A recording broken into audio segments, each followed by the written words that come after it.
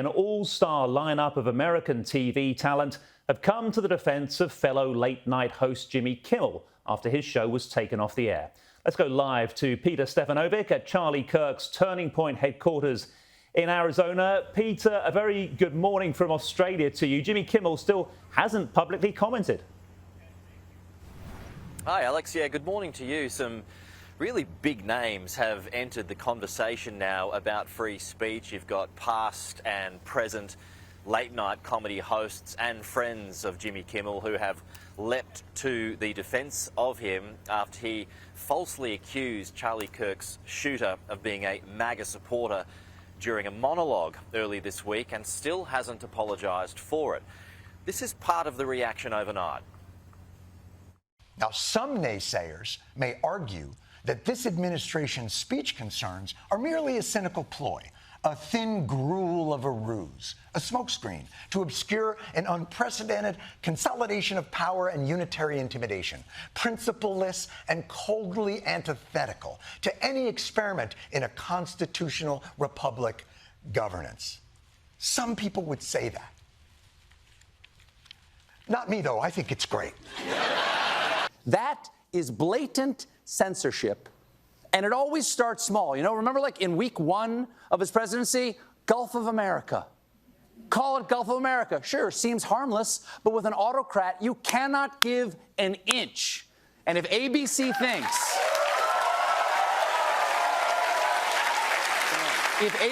thinks that this is going to satisfy the regime, they are woefully naive.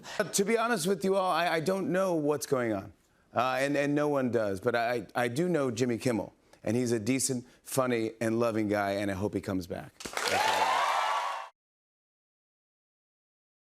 Yeah, I just want to add another note to that because Conan O'Brien, who was a former late-night comedy host, has also weighed into that conversation. He posted on X a little bit earlier today, Alex, the suspension of Jimmy Kimmel and the promise to silence other late-night hosts for criticising the administration should disturb everyone on the right, the left and the centre. It's wrong, and if anyone with a conscience knows that it's wrong. So at the centre of all of this, though, is the Federal Communications Commission, the FCC, but its guidelines are there for all to see online, which is part of the decision from Disney, the parent company of ABC, to, at least for now, temporarily shelve Jimmy Kimmel's program. It might even be permanently as well. We'll just have to wait and see. But the guidelines are there. It says the FCC prohibits broadcasting false information about a crime or a catastrophe if the broadcaster knows the information is false and will cause substantial public harm if it's aired. So anyone can see that. That's on the FCC's own guidelines online, as I mentioned, is part of why Disney was forced with no option but to, at least at this stage, shelve Jimmy Kimmel's program. Now, Charlie Kirk is continuing to dominate argument. He's continuing to dominate discussion from the west coast of the United States all the way to the east coast. There was a resolution that was passed on Capitol Hill this morning that honoured the life of Charlie Kirk but also condemned all forms of political violence. But there were some Democrat holdouts, more than 50 of them, who voted against it, which caused some consternation on Capitol Hill this morning, even though that resolution passed. This was part of that debate. Instead, the majority proceeded with a resolution that brings great pain to the millions of Americans who endured segregation, Jim Crow, and the legacy of bigotry today. His rhetoric and beliefs were ignorant, uneducated, and sought to disenfranchise millions of Americans.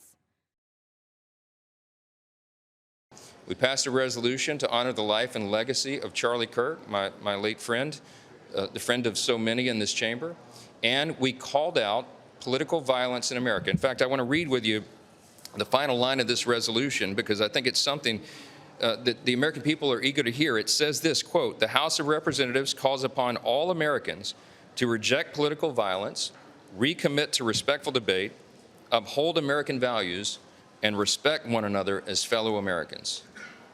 Sadly, a number of Democrats could not bring themselves to vote for that. Yeah, so that's just a couple of examples at the moment, Alex, of this divide between left and right at the moment. It's really showing no signs of abating. But Charlie Kirk, aside from all of that, he made his name from debating students at American college campuses. He debated thought, he debated opinion, views. The whole lot came out in those debates that are now all online, and there's been a huge uptick in the amount of people who've been watching those, particularly on Charlie Kirk's own social media accounts. I went down to Arizona State University, the ASU, a little bit earlier today to talk to some of those students to find out what he meant to them after he was killed, whether they liked his views or they didn't like his views. This is what they had to tell me. He gave freedom of speech to young men, gave them their voice to do it. He didn't give a you know, he said whatever he wanted. No, not whatever, but you know what I mean? He stuck to, like, religious beliefs and virtues. College campuses are a place to, like, challenge each other. Yeah, challenge each other's opinions and, like, challenge everything about each other, and it should be a safe space to learn and grow. And that was, like, taken away from people on that campus. But I do think that it's important to listen to others' perspectives, and what happened to him was awful and shouldn't have happened. What made him so different from everything else was the fact he debated with people, he had the open debates, and that he just let people ask him questions. So all of this is part of the build-up to a massive public memorial for Charlie Kirk that will take place at State Farm Arena in Glendale in Arizona, not too far from where we are at the moment, outside Turning Point HQ. It's going to be Sunday American time, early Monday morning Australian time, and it will of course be led by the US President Donald Trump, which takes it to a top-tier event according to the Department of Homeland Security today, Alex, which means the security side of things will be on par with major events such as the Super Bowl and political conventions. The arena houses 60,000 people usually. It remains to be seen whether that will be filled this time, but judging by the sheer volume of people who are affected by this story and also coming down to Turning Point HQ just to pay their respects and pay their tributes, I don't think they'll have any trouble filling that arena.